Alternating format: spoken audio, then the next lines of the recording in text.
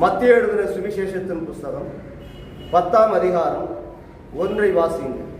அப்பொழுது அவர் தம்முடைய 12 சீசர்களை தம்மிடத்தில் வரவழைத்து அசுத்த ஆவிகளை துரத்தவும் சகல வியாதிகளையும் சகல நோய்களையும் நீக்கவும் அவர்களுக்கு அதிகாரம் கொடுத்தார். இயேசு கிறிஸ்துவானவர் 12 சீசர்களை என்ன பண்ணாராம்? அறிந்தாராம். இந்த 12 சீசர்களுக்கும் சகல அதிகாரத்தையும் கர்த்தர் கொடுத்தார்.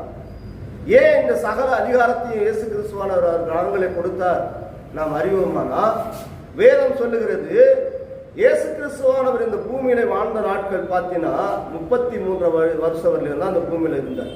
இந்த 33 வருஷத்துல 30வது வயசுல தான் என்ன பண்றாருன்னா இயேசு கிறிஸ்து ஊழியத்துக்கு கடந்து வருகிறார். 3.5 வருஷத்துல ஊழியத்தை செவ்வையாய் செய்து கடந்து போனார் இயேசு கிறிஸ்துவானவர். மறுபடியும் இந்த ராஜ்யத்தை, தேவனுடைய ராஜ்யம் இந்த பூமியில இறங்கி வருவதற்காக இயேசு கிறிஸ்துவானவர் 12 சீசர்களை அறிந்தாராம். இந்த 12 சீசர்களை எதற்காக அறிந்தாராம்? அவருடைய ராஜ்யம் இந்த பூமியில இறங்கி வரணும், அவருடைய ராஜ்யம் இந்த பூமியில கட்டப்படணும். அல்லேலூயா. அதனால பாருங்க, வேதம் சொல்லுகிறது, ஒருவரும் காணக்கூடாத ஒளியிலே வாசமாய் இருக்கிறவர் அவர் தான் பிதாவாகிய தேவன். அல்லேலூயா. அந்த பிதாவாகிய தேவன் இருந்தவரும் இருக்கிறவரும் வரப்போகிறவருமாய் இருக்கிறார். அந்த வரப்போகிற இயேசு கிறிஸ்துவுக்காக இந்த பூமியிலே அவருடைய அரசாட்சி வர வேண்டும் என்பதற்காக என் தேவனாகிய கர்த்தர் அவருடைய ராஜ்யம் இந்த பூமியிலே நிரம்ப வேண்டும் என்பதற்காக தான் 12 சீசர்களை அறிந்து தெரிந்து கொண்டார். இந்த 12 சீசர்களுக்கு சில காரியங்களை அவர் என்ன சொல்றாரு சொல்லி கடந்து போகிறார். அல்லேலூயா. 5ல இருந்து வாசிங்களேன். இந்த இருவரையும் இயேசு அனுப்புகையில் அவர்களுக்கு கட்டளையிட்டு சொன்னது என்னவென்றால், பாருங்க, நீங்கள் புறஜாதிய நாடுகளுக்கு போகாமலும் சமாரியா பட்டணங்களில் பிரவேசியாமலும் காணாமல் போன ஆடுகளாகிய இஸ்ரவேல் வீட்டார் இடத்துக்கு போங்கள். அல்லேலூயா. பாருங்க, காணாமல் போன ஆடுகளாகிய இஸ்ரவேல் வீட்டார் இடத்திற்கு நீங்க கடந்து போங்க. ஏன் காணாமல் போன இஸ்ரவேல் குடும்பத்தார் வீட்டுக்கு கடந்து போகணும்? பாருங்க, அவங்க இரவும் பகலும் வேதத்தை தியானிச்சு இருக்கிறாங்க, சத்திய வார்த்தைகளை அவர்கள் கேட்டு இருக்கிறாங்க, சத்தியமுள்ள வார்த்தைகளை அவர்கள் தியானித்து இருக்கிறாங்க. ஆனாலும் அவருடைய வாழ்க்கையில் வருகிற உபத்திரம், கஷ்டம், கண்ணீர், வியாபார சஞ்சலங்கள் நிமித்தமா தேவனை விட்டு அவங்க என்ன பண்ணிட்டாங்க? பின்மாற்றமாய் கடந்து போயிட்டாங்க. அந்த காணாமல் போன ஆடுகளாகி இஸ்ரவேல் வீட்டாருக்கு என்ன சொல்றார் கர்த்தர்? கடந்து போங்க. ஏன்? வாசிப்போம். போகையில் பரலோக ராஜ்யம் சமீபித்து இருக்கிறது என்று பிரசங்கியுங்கள். அல்லேலூயா. இயேசு கிறிஸ்து வரப்போறாரு. ஏன் வரப்போறாரு? பாருங்க, அவருக்காக சகலமும் சிருஷ்டிக்கப்பட்டது, அவருக்காக தான் உலகத்தையே உண்டாக்கப்பட்டது. அல்லேலூயா. ஆதியிலே தேவனாய் கர்த்தர் அவர் சாயலாக மனுஷனை உண்டாக்கினார். அவர் சாயலாக மனுஷனை ஆணும் பெண்ணுமாக உண்டாக்கினார். நீங்க பலுகி பெருகுங்க. நீங்க ஏன் பலுகி பெருகணும்? இந்த பூமியை நீங்க நிரப்பணும், அவரை துதிக்கணும், அவருடைய நாமத்தை மகிமைப்படுத்தணும், அவர் நாமத்தை பிரசாதப்படுத்தணும். ஒரு பரிசுத்தமுள்ள ஒரு சந்ததி இந்த பூமியில உண்டாகும். அல்லேலூயா. பாருங்க, வேதம் நமக்கு தெளிவாய் சொல்லுகிறது, நீங்க பலுகி பெருகுங்க. கடந்த நாட்கள்ல பார்த்தோம்னா 100 வருஷத்துக்கு முன்னால பார்த்தோம்னா பாருங்க, ஹாஸ்பிட்டலு கடந்து போயிட்டு யாரும் ஆபரேஷன் பண்றோம்னு ஒருத்தரும் இல்லை. கடந்த ஒரு 30-40 வருஷத்துக்கு முன்ன பார்த்தீங்கன்னா ஆணும் பெண்ணையும் இட்டு போய் என்ன பண்ணிடுவாங்க? குடும்ப கட்டுப்பாடு செஞ்சிடுவாங்க. செய்யறாங்களா? செஞ்சாங்க தானே? 30-40 வருஷத்துக்கு முன்ன குடும்ப கட்டுப்பாடு செஞ்சாங்க. ஏன் குடும்ப கட்டுப்பாடு செஞ்சாங்க? அவங்க ஜனம் வந்து என்ன ஆயிடக்கூடாது, அதிகமா வரக்கூடாது, அதிகமா என்ன ஆயிடக்கூடாது, ஜனத்தொகை பெருகக்கூடாது. அதுக்காக ஒரு கட்டுப்பாடை என்ன பண்ணோம்? மனுஷன் பாருங்க, தேவனுக்கு விரோதமான சிந்தனை இது. இது யார் செய்யற வேலை? சாத்தான் பண்ற வேலை. இந்த பூமியில பரிசுத்தம் உள்ள ஒரு சந்ததி வேணும் என்பதற்காக தான் இயேசு கிறிஸ்து சொல்றாரு, மனுஷனை மண்ணாட உண்டாக்கி நாசில ஜீவ சுவாசத்தை கொடுத்து அவனுக்கு ஜீவ சுவாசத்தை ஊதி அவன் ஜீவ ஆத்மாவாக மாறினான். நீங்கள் பலுகி இந்த பூமியில பெருகுங்க. ஆனா இங்க சாத்தம் பண்றான், மறைமுகமான ஒரு சூழ்ச்சியை செய்து வந்து ஜனங்கள் பலுகி பெருகக்கூடாது என்பதற்காக குடும்ப கட்டுப்பாட்டை என்ன பண்ணான், ஹாஸ்பிட்டல் மூலமா கொண்டு வந்தான். ஹல்லேலூயா. ஆனா இப்ப அப்படி இருக்கா? இல்ல. அப்ப என்ன நடந்திருக்கு? நான் 30-40 வருஷத்துக்கு முன்ன ஹாஸ்பிட்டலுக்கு என்ன பண்ணுவாங்கன்னா அவங்களா வற்புறுத்திட்டு போயிட்டு குடும்ப கட்டுப்பாடு பண்ணுவாங்க. ஆனா இந்த நாட்களில் நிறைய பேருக்கு என்ன இருக்குன்னா மலட்டுத்தன்மை, குழந்தையே கிடையாது. இப்படியாப்பட்ட ஒரு காரியம் அந்த நாட்களில் 40-50 வருஷத்துக்கு முன்னே கிடையவே கிடையாது. யாரோ ஒருவருக்கு இருக்கும், அது பாரம்பரிய சாபக்கட்டு நிமித்தமா. ஆனா இப்பொழுது அப்படி இல்லை.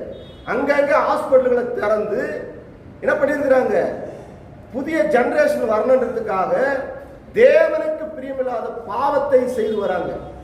ஹல்லேலூயா. மற்றவருடைய காரியத்தை என்ன பண்றாங்க, விந்தணுக்களை எடுத்து மற்றவர்களுக்கு குழந்தை பாக்கியத்தை என்ன பண்ணாங்க கொடுக்க சித்தமுள்ளவர்களாக இருக்கிறாங்க டாக்டருங்க. காரணம் என்ன தெரியுமா? இது விபச்சாரத்துக்கு சமம்.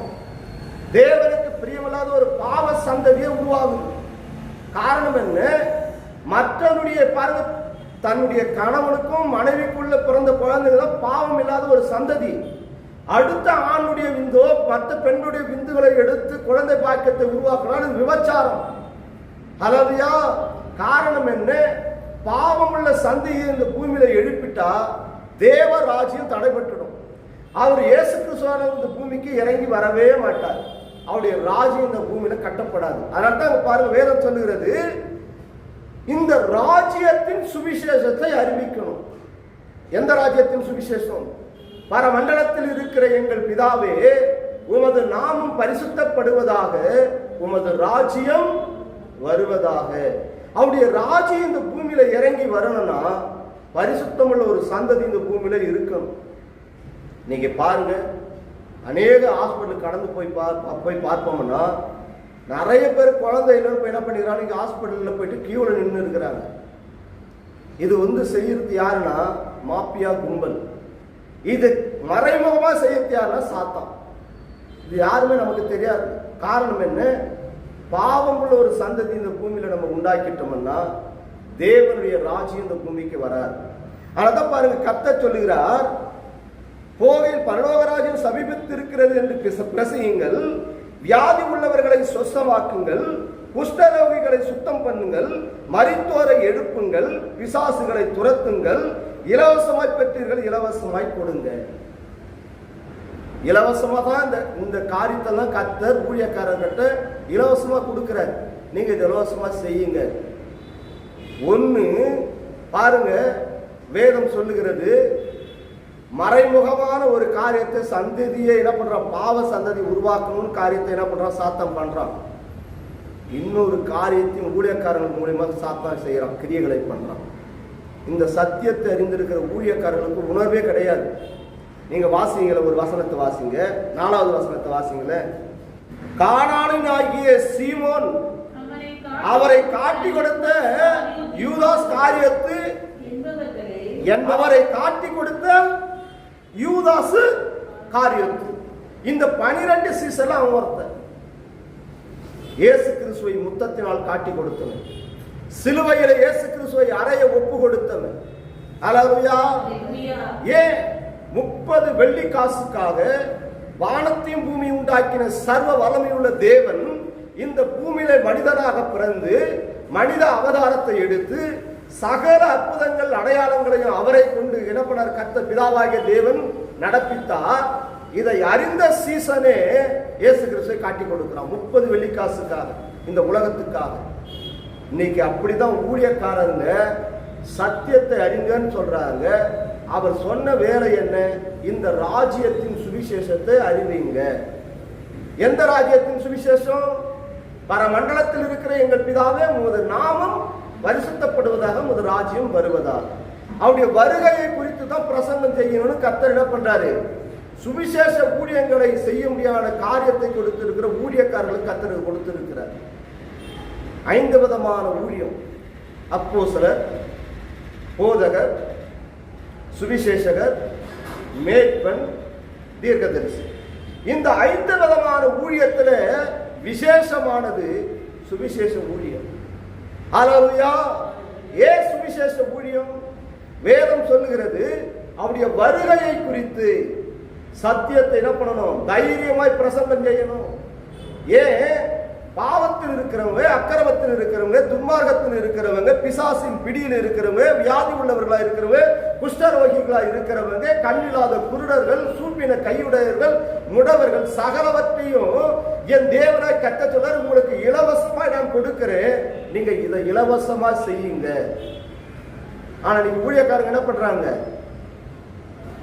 பணத்துக்காக, யூதாஸ் காரியத்து உலக ஆசை ஐஸ்வர்யத்திற்காக தேவனை எப்படி காட்டி கொடுத்தானோ அதே போல இன்னைக்கு சத்தியத்தை அறிந்திருக்கிறோம் என்று சொல்லுகிற ஊழியக்காரங்க வயிற்றுக்காக ஊழியத்தையும், தேவ பக்தியின் வேஷத்தை தரித்த ஊழியத்தையும், மனுஷனுடைய சுய கற்பனைகளை போதனையாக்கி உபதேசங்களை போதிக்கிற உபதேசத்தையும் போதித்து அவலட்சணமான ஆதாயத்துக்காக ஊழியம் செய்கிற ஊழியக்காரர்கள் இங்கே எழுந்திருக்கிறாங்க. சுவிசேஷம் என்பது என்ன? இங்க வேதம் சொல்லுகிறது அவருடைய ராஜ்யத்தின் சுவிசேஷத்தை அறிவிப்பதற்காக தான் என் தேவனாகிய கர்த்தர் 12 சீசர்களை அறிந்திருக்கிறார். நீ உண்மை உள்ளவன் என்றுதான் என் தேவனாகிய கர்த்தர் உலக மக்களிடத்தில் உன்னை வேர்பிரித்து எடுத்து சத்தியத்தை உனக்கு வெளிப்படுத்தி சத்தியத்தை சத்தியத்தின் பிரகாரமாய் போதிக்க உன் தாயின் கர்ப்பத்தில் உருவாவதற்கு முன்பாகவே உன்னை பெயர் சொல்லி அழைத்திருக்கிறார். இந்த சத்தியத்தை ஊழியக்காரங்க அறியல. நீங்க என்ன பண்றாங்க? கர்த்தர் சொன்ன வார்த்தைக்கு கீழ்ப்படியில. கர்த்தர் சொல்ற இலவசமாய் பற்றீங்க, இலவசமாய் கொடுங்க. ஹல்லேலூயா. நீங்க அநேக இடங்களில பார்ப்போமானா, நீங்க கடந்து வந்து தேவனை ஆராதித்தா ஆபிரகாமை ஆசீர்வதித்ததை போல் உன்னை ஆசீர்வதிப்பார். ஹல்லேலூயா. ஆபிரகாமுக்கு என்ன ஆசீர்வாதத்தை கொடுத்தார்? கர்த்தராகிய இயேசு கிறிஸ்துவானவர். உன் சந்ததி கடலத்தை மணலை போல வானத்து நட்சத்திரங்களை போல பெருகவே பெருக பண்ணுவேன். ஏன்? அவரை துதிக்கணும், அவருடைய நாமத்தை மகிமைப்படுத்தும்.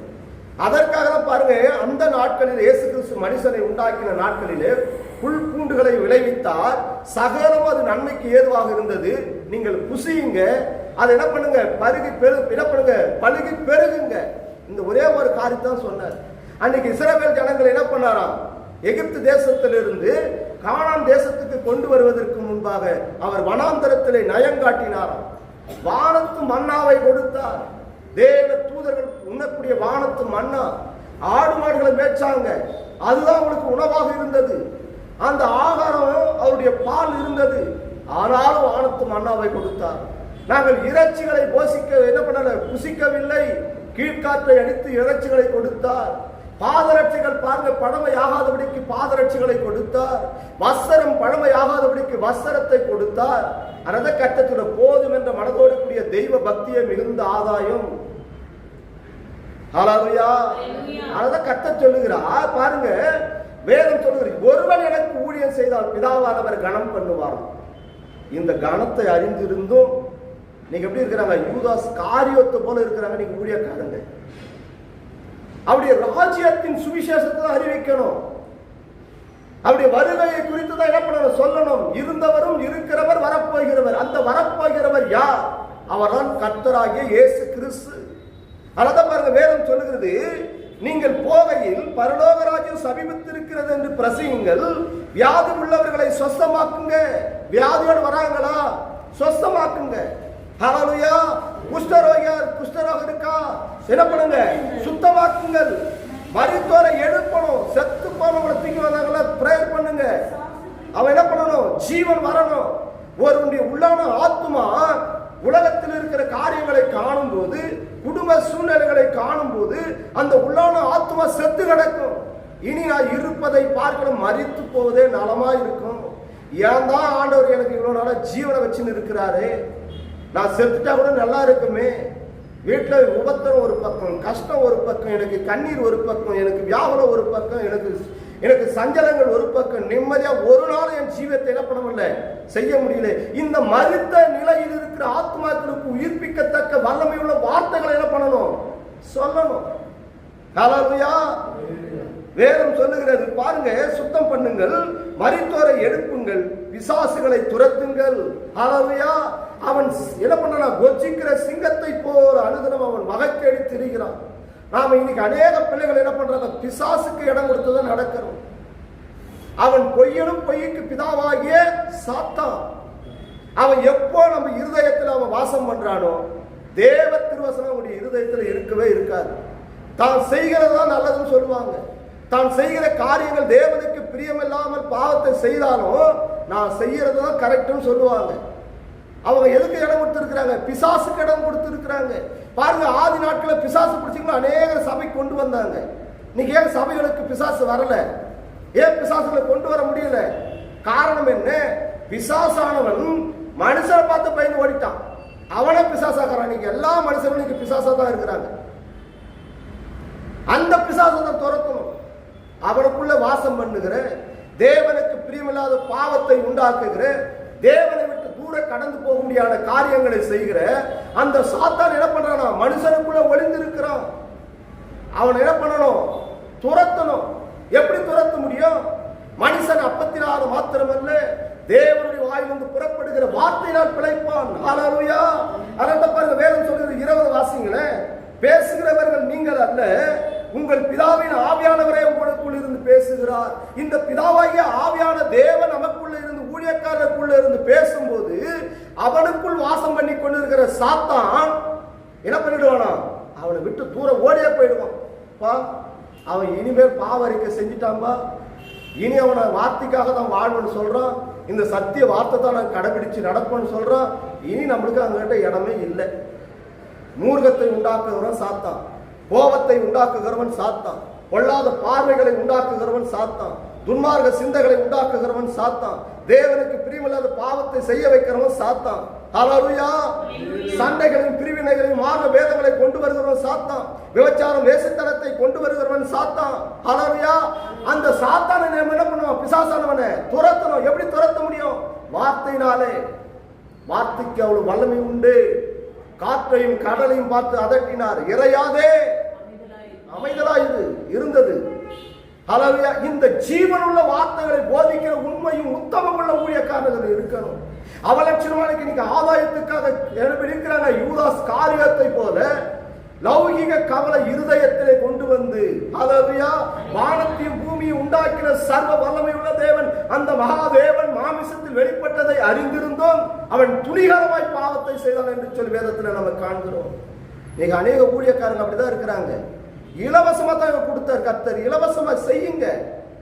இலவசமாய் தேவ நாமத்தை நீங்க மகிமைப்படுத்துங்க. நிர்வாணியா இந்த பூமிக்கு கடந்து வந்தோம். நிர்வாணியா இந்த பூமி விட்டு நாம் கடந்து போகிறோம். ஹல்லேலூயா. ஆனால் பாருங்க, நீங்க உலகத்தில் ஆசை ஐஸ்வர்யங்களை சேர்த்து வைக்கும் போது பிள்ளைகளாக இருந்தாலும் சரி, மனைவியாக இருந்தாலும், உறவினர்களாக யாராக இருந்தாலும் சரி, என்ன பண்ணுவாங்க? அதற்கு பங்கு கொள்ள முடியாத பங்காளிகளாய் வந்து நிற்பாங்க. ஆனால் நீங்கள் செய்த புண்ணியங்களுக்கு, நீங்கள் செய்த நன்மைக்கு ஒருவரும் பங்காளியாய் வரவே முடியாது. அதனால தான் வேதம் சொல்லுகிறது, உன்னுடைய பொக்கிஷம் எங்கு உண்டோ அந்த இடத்துல உன் இருதயம் உண்டு. உன்னுடைய பொக்கிஷ சாலை எங்க இருக்கணுமா? நித்திய பரலோக ராஜ்யத்துல. ஹல்லேலூயா. இங்க இருக்கிற பணம் மற்ற நாடுகளுக்கு செல்லாமல் இடப்படுது. இங்க இருக்கிற பணம் மற்ற நாடுகளுக்கு செல்வதில்லை. அது செல்லா காசாய் மாறி விடுகிறது. ஆனால் செல்லும்படியான காசு ஒரே ஒரு காசு உண்டு, அதுதான் நன்மை. அது பரலோக ராஜ்யத்தில் உன்னுடைய பொக்கிஷ சாலையில் எப்படி இருக்கும்? எப்படி இருக்குமா? புழு அரிக்காது, பூச்சி அரிக்காது. ஹல்லேலூயா. ஆனா இந்த சத்தியத்தை அறிந்திருக்கிறதுக்கு அநேக ஊழியக்காரங்க ராஜ்யத்தின் சுவிசேஷத்தை சொல்றவங்க இல்லை, சத்தியத்தை வெளிப்படுத்துகிறவங்க இல்லை. ஆவி பாருங்க, வேதம் சொல்லுகிறது, ஆவியானவர் தான் பேசுறாராம். பேசுகிறவர் நீங்கள் அல்ல, இது பரிசுத்த ஆவியானவர். இதைதான் சொல்றாங்க ஊழியக்காரங்க. பேசத்து பூரா சுய கற்பனை, தன்னுடைய சுய போதனை, தன்னுடைய சுய கற்பனைகளை போதனையாக்கி உபதேசங்களாய் போதித்து வஞ்சகமான காரியங்களை செய்து என்ன பண்றாங்க? அவலட்சணமான ஆதாயத்துக்காக ஊழியத்தை செய்யறாங்க. எப்படி சத்தியம் வெளிப்படும்? பரலோக ராஜ்யம் எப்படி இறங்கி வரும்? தேவ நாமம் இந்த இடத்துல எப்படி மகிமைப்படும்? ஹல்லேலூயா. ஹல்லேலூயா. சத்தியம் சத்தியம் சத்தியம், வார்த்தை வார்த்தை வார்த்தை. ஹல்லேலூயா. அதை கர்த்தர் சொல்லுகிறார் பாருங்க, இலவசமாய் பெற்றீர்கள், இலவசமாய் கொடுங்கள்.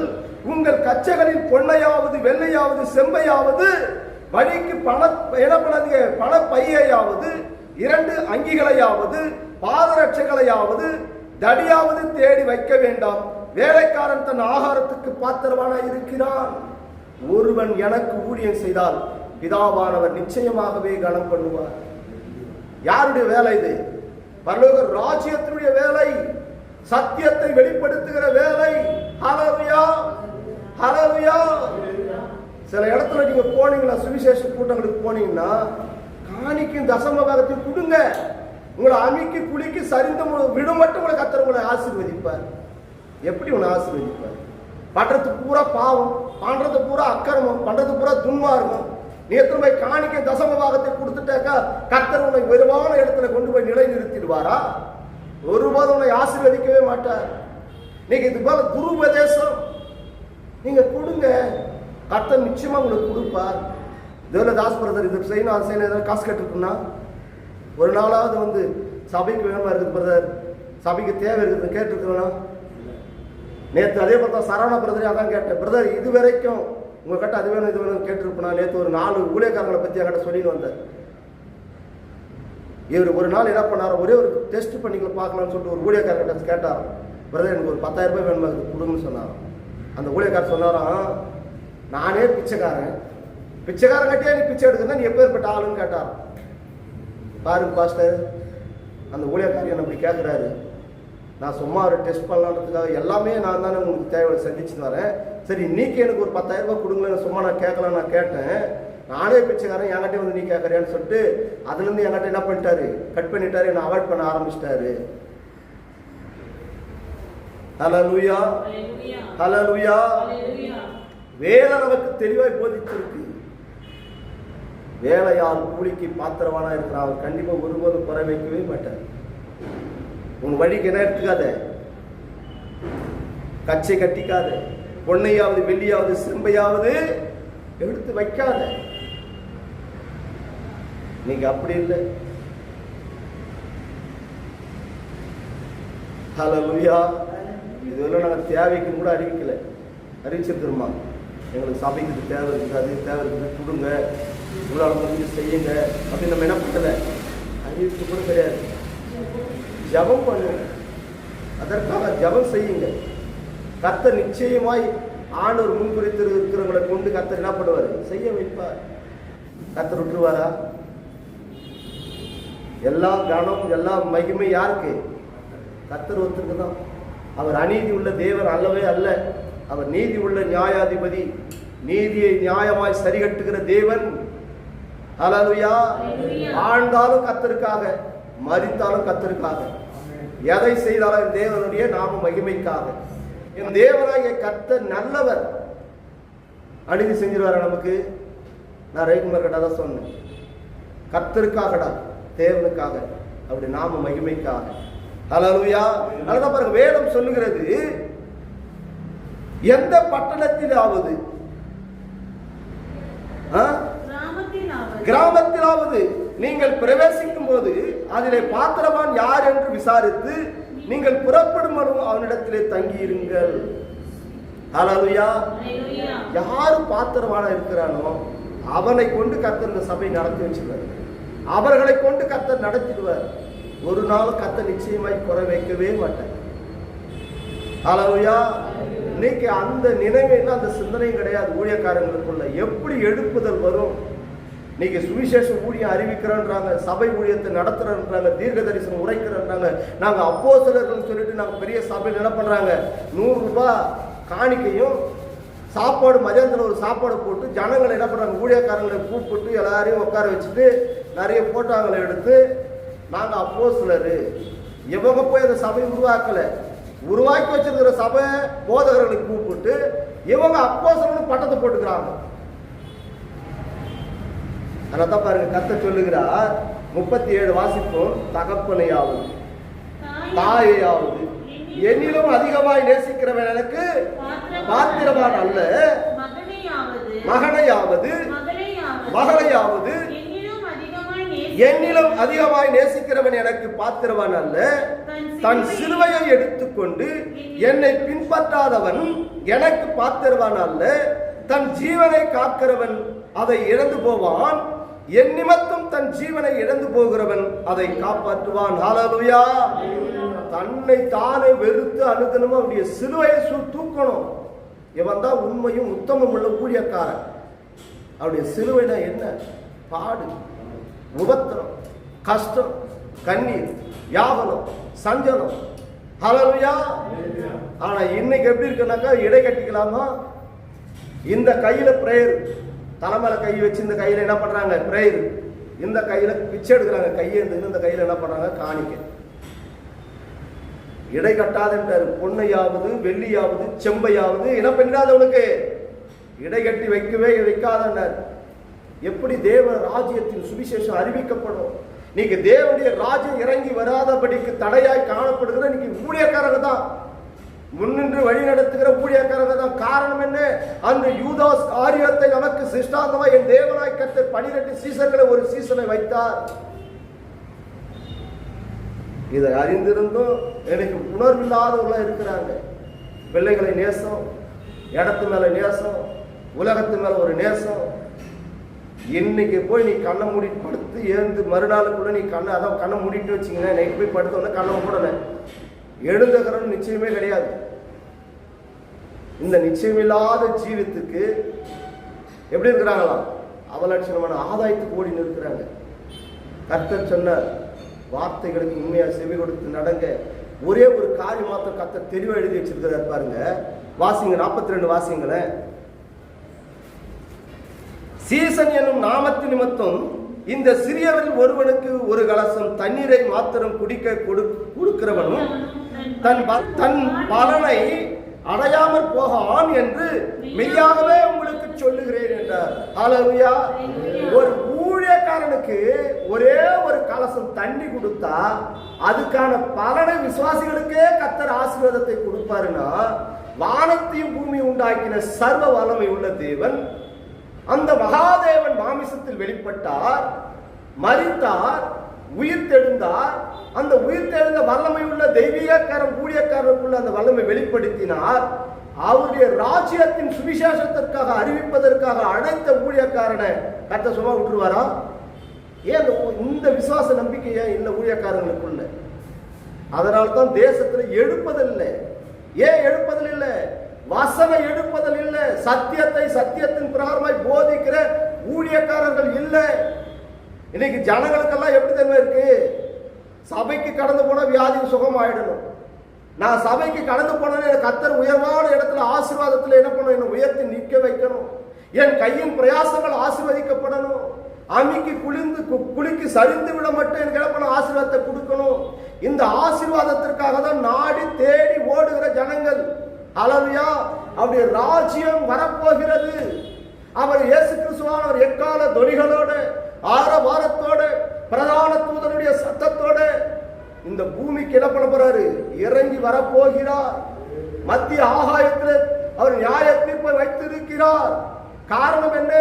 மண்ணாலே மனுஷனை தமது சாயலாக உண்டாக்கினார், ராசியில ஜீவ சுவாசத்தை கொடுத்தார். இந்த பூமியில என்ன பண்ணுங்க? நீங்க பலுகி பெருகுங்கன்னு சொன்னார். எதற்காக? அவரை துதிக்கணும், அவருடைய நாமத்தை நம்ம மகிமைப்படுத்தணும். அதற்காக தான் என்ன பண்ணிருக்கிறார்? உங்களை அறிந்திருக்கிறார். உலகத்தில் அநேக பிள்ளைகள் இருக்கலாம். நோவாவின் காலத்தில் நடந்தது போலவே அவருடைய வருகைக்கு முன்பாக நடக்கும். காரணம் என்ன? பெண் கொண்டும் பெண் எடுத்தும் புசித்தும் குடித்தும் வெறித்தும் உணர்வில்லாத ஜனங்கள் இருப்பார்கள். சோதோம் குமாரா பட்டணத்தின் பாவம் தேசத்தில் பெருகும். அவருடைய வருகைக்கான அடையாளம் என்பதை நாம் அறிந்து கொள்வோம். நீங்க எல்லாரும் என்ன பண்ணிருக்காங்க தெரியுமா? எங்க கூட்டம் நடந்தாலும் ஓடி போனா அந்த இடத்துல என்ன கர்த்தர் ஆசீர்வதிப்பாரா? என் தேவைகளை சந்திப்பாரா? இந்த சிந்தையோடு ஒரு கூட்டம் ஓடுது. இந்த ஜனங்கள்லாம் வந்தாங்கன்னா காணிக்க போடுவாங்களா? தசம பாகத்திற்கு கொடுப்பாங்களா? கட்ட வேண்டிய இன்னும் சபை கட்டாத கிடக்குது. வாங்க வேண்டிய இடத்துக்கு இன்னும் ரிஜிஸ்ட்ரேஷன் பண்ணாத இருக்குது. நம்ம நல்ல கார் ஒன்று வாங்கணும்னு நினச்சி இன்னும் வாங்காத கிடக்குது. என் பிள்ளைகளுக்கு நல்ல உயர்தரமான பள்ளியில் என்ன பண்ண சேர்க்கணும், அவங்களுக்கு போய் வெளிநாடுகளுக்கு என் பிள்ளைகளை நான் படிக்க வைக்கணுமே, அதுக்கான பண தேவைகள் இல்லையே. இந்த சிந்தை, இந்த மோட்டிவேஷனோட தான் இன்னைக்கு ஊழியக்காரங்க இருக்கிறாங்க. என் தேவனுடைய பாருங்க, சங்கீதக்காரனாக தாவீது சொல்றார், என் தேவனுக்காக நான் ஒரு ஆலயத்தை கட்டும் வரைக்கும் என் கட்டில் மேல நான் என்ன பண்ண மாட்டேன்? நான் படுக்கவே மாட்டேன். என் தேவனுக்காக என்ன பண்ணணும்? நான் ஒரு ஆலயத்தை கட்டணும். என் தேவ ராஜ்யம் என்ன பண்ணணும்? இந்த பூமிக்கு இறங்கி வரணும். இந்த சத்தியத்தை மாத்திரம் நான் வெளிப்படுத்துவேன் என்ற ஊழியக்காரன் எழும்பணும். முழங்கால் படியிடுவோமா?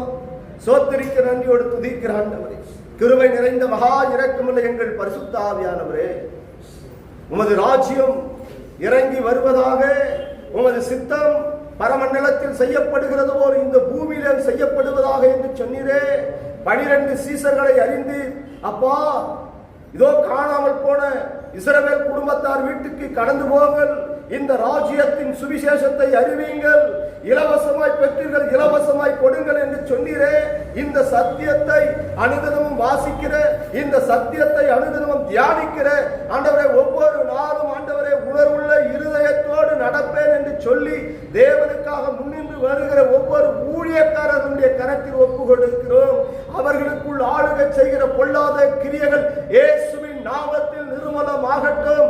சத்தியம் திறன் பிள்ளைகளுக்கு வெளிப்படுத்த கூடாதபடிக்கு மனுஷனுடைய சுய கற்பனைகளை போதனையாக்கி உபதேசங்களாய் போதிக்கிற, அவரட்சமான ஆதாயத்துக்காக ஊழியத்தை செய்கிற ஆண்டவர் கர்த்தாவே, தேவ பக்தியின் ஆண்டவரை வேஷத்தை தரித்து ஊழியத்தை செய்து வருகிற ஒவ்வொரு ஊழியக்காரர்களையும் ஆண்டவரே உடைய தெய்வீக கரம் சந்திக்கப்படட்டும். சத்தியம் அறியக்கூடாதபடிக்கு மனக்கண்களை குருடாக்குகிற எல்லா அந்தகாரத்தின் கிரியைகள் இயேசுவின் நாமத்தில் நிர்மூலமாகட்டும். ஆண்டவரே, உமது கரத்தில் ஒப்பு கொடுக்கிறோம் அப்பா. ஆவியானவரே, வேதம் சொல்லுகிறது உமது ராஜ்யத்தின் சுவிசேஷத்தை அறிவிக்க வேண்டும் என்பதற்காக நாம் சீசர்களை தெரிந்து கொண்டேன் என்று சொன்னீரே. இந்த சத்தியத்தை அறிந்திருந்தோம், உணர்வில்லாதபடிக்கு தன் பிள்ளைகளுக்காக, தன் தாய்க்காக, தகப்பனுக்காக, மனைவிக்காக ஆண்டவரே உலகத்தையும் உலகத்தில் உள்ளவைகளை அன்பு கூறுகிற ஒவ்வொரு ஊழியக்காரர்களுடைய கரத்தில் ஒப்பு கொடுக்கிறோம் அப்பா. ஆண்டவரே, தன்னைத்தானே வெறுத்து அனுதினமும் என் சிலுவையை சுமந்து வருகிறவன் பாக்கியவான் என்று சொன்னீரே. இந்த உணர்வுள்ள இருதயத்தை தாரும் ஆண்டவரே. உடைய ராஜ்யம் வருவதாக, ஆண்டவரே உடைய சித்தம் பரமண்டலத்தில் செய்யப்படுகிறது போல் இந்த பூமியிலும் செய்யப்படுவதாக என்று சொன்னீரே. ஆண்டவரே, பரிசுத்த குலச்சிலை உண்டாக்கும்படியான ஆண்டவரே கர்த்தாவே காரியங்களுக்கு தன் இருதயத்தை ஒப்பு கொடுத்து ஆண்டவரே சாத்தானுக்குரிய கர்த்தாவே பிடிகளிலே சிக்கிக்கொண்டு ஆண்டவரே மனக்கண்கள் குருடாக்கப்பட்டு ஆண்டவரே சத்தியம் அறியக்கூடாதபடிக்கு ஆண்டவரே தேவனே விட்டு தூர கடந்து போயிருக்கிற ஒவ்வொரு ஆண்டவரை இஸ்ரவேல் கர்த்தாவே குமாரன் குமார்த்திகளுக்காக உடைய கரங்களில் அர்ப்பணித்து ஒப்பு கொடுக்கிறோம். அவர்களுக்கு உடைய சத்தியம் வெளிப்படட்டும், உடைய ராஜ்யத்தின் சுவிசேஷம் அறிவிக்கப்படட்டும். உடைய வருகைக்காக ஒவ்வொரு பிள்ளைகளும் ஆயத்தப்பட என் தேவனாகிய கர்த்தர் மனம் இறங்கும். ஆண்டவரே, மனம் இறங்கும் அப்பா. வலது கைக்கும் இடது கைக்கும் வித்தியாசம் அறியாத என் ஜனங்களுக்காக நான் பரிதவியாமல் இருப்பேனோ என்று சொன்னீரே. உடைய வல்லமை உள்ள கரங்களில் ஒப்பு கொடுக்கிறோம், உடைய அபிஷேகம் உள்ள கரங்களில் ஒப்பு கொடுக்கிறோம். ஆண்டவரே, ஒவ்வொரு பிள்ளைகளையும் தொடும். முதலாவதாக ஊழியக்காரர்களை தொடும் அப்பா. உம்முடைய சத்தியத்தை வெளிப்படுத்துகிற உண்மையும் உத்தமம் உள்ளவர்கள் என்று அறிந்து ஆண்டவரே இயேசுப்பா உம்முடைய ஊழியத்தை செய்து வருகிற ஒவ்வொரு ஊழியக்காரர்களையும் தொடும் அப்பா. சத்தியத்தை வெளிப்படுத்துகிற பிள்ளைகளாய் கரம் பிடித்து ஒவ்வொருவரை வழி நடத்தும். உண்மையும் உத்தமம் உள்ள ஊழியக்காரர்களை எடுபட்டும் ஆண்டவரே, எடுபட்டும் ஆண்டவரே. உடைய கரத்தில் ஒப்பு கொடுக்கிறோம், ஒப்பு கொடுக்கிறோம். என் தகப்பனே, உடைய பாதத்தில் ஒப்பு கொடுக்கிறோம். உண்மையுள்ளவர்கள் இல்லை ஆண்டவரே, சத்தியத்தை வெளிப்படுத்துகிற ஊழியக்காரர்கள் இல்லை ஆண்டவரே. உடைய கரத்தில் ஒப்பு கொடுக்கிறோம் அப்பா, உடைய கரத்தில் ஒப்பு கொடுக்கிறோம். உமது வல்லமை உள்ள கரம் தொடட்டும், அபிஷேகம் உள்ள கரம் தொடட்டும் ஆண்டவரே. உடைய பாதத்திலே தாழ்த்தி ஒப்பு கொடுக்கிறோம் ஆண்டவரே, உடைய பாதத்திலே தாழ்த்தி ஒப்பு கொடுக்கிறோம். வழிக்கு கர்த்தாவே இலை எட்டிக் கொள்ளாதிருங்கள். பொன்னையாவது வெள்ளியாவது செம்பையாவது கர்த்தாவே இலை கட்டாதிருங்கள் என்று சொன்னீரே. பண ஆசை எல்லா தீமைக்கு வேறாய் இருக்கிறது ஆண்டவரே, பண ஆசை எல்லா தீமைக்கு வேறாய் இருக்கிறது. உமது ராஜ்யம் கட்டுவார்கள் என்று சொல்லி ஆண்டவரே, தாயின் கர்ப்பத்தில் உருவாவதற்கு முன்பாக ஊழியக்காரன் என்று சொல்லி பெயர் சொல்லி அழைத்த என் தகப்பன் ஆண்டவரே, உணர்வுள்ள இருதயத்தை தாரும், உணர்வுள்ள இருதயத்தை தாரும். பேசுகிறது நீங்கள் அல்ல, இது பரிசுத்த ஆவியாருடைய வார்த்தை என்று சொல்லி துணிகரமாய் பேசுகிறார்கள் ஆண்டவரே. ஆண்டவரே, சுயநலமாய் கர்த்தாவே சுய கற்பனைகளை போதனையாக்கி பேசுகிறார்களே ஆண்டவரே. ஒவ்வொரு ஊழியக்காரனையும் தொடு, உடைய வல்லமை உள்ள கரம் ஒவ்வொருவரையும் தொடப்படட்டும் ஆண்டவரே. உம்முடைய ராஜ்யத்திற்கு இவர்களே தடைகளாய் காணப்படுகிறார்களே. ஆண்டவரே, உம்முடைய வருகைக்கு தடைகளாய் ஊழியக்காரர்களே காணப்படுகிறார்களே. சத்தியத்தை வெளிப்படுத்துகிற ஊழியக்காரனே அக்கிரமக்காரர்களாய் இருந்தால், துன்மார்க்க சிந்தை உள்ளவர்களாக இருந்தால், ஆண்டவரே உம்முடைய ராஜ்யம் எப்படி ஆண்டவரே இந்த பூமிக்கு இறங்கி வரும்? ஆண்டவரே, உம்முடைய கரத்தில் ஒப்பு கொடுக்கிறோம். ஆண்டவரே, உம்முடைய வருகைக்காக நாங்கள் எதிர்நோக்கி காத்திருக்கிறோம். அப்பா, பாதத்தில் ஒப்பு கொடுக்கிறோம். பாதத்தில் ஒப்பு கொடுக்கிறோம். சத்தியத்தை சத்தியத்தின் பிரகாரமா வெளிப்படுத்துகிற ஊழியக்காரர்கள் எடுபட்டும். அப்பா, எடுபட்டும். ஆண்டவரே, உடைய கரத்தில் ஒப்பு கொடுக்கிறோம். உடைய மகிமையுள்ள கரங்களில் ஒப்பு கொடுக்கிறோம். ஒவ்வொருவரின் தொடும் அப்பா. ரட்சிப்பின் கரம் ஒவ்வொரு பிள்ளைகளுக்கு நேராக தொட்டதற்காக நன்றி. சத்தியம் அறியக்கூடாதபடிக்கு மனக்கண்கள் குருடாக்கப்பட்ட நிலையில் இருக்கிற ஒவ்வொரு ஊழியக்காரர்களை இயேசப்பா நீர் தொட்டதற்காக நன்றி. கரத்தில் தாழ்த்தி அர்ப்பணித்து ஒப்புக்கொண்டிருக்கிறோம். நசரேயனாகிய இயேசுவின் நாமத்தில் ஜெபிக்கிறோம். எங்கள் ஜீவனும் பலனும் உள்ள எங்கள் நல்ல தகப்பனே.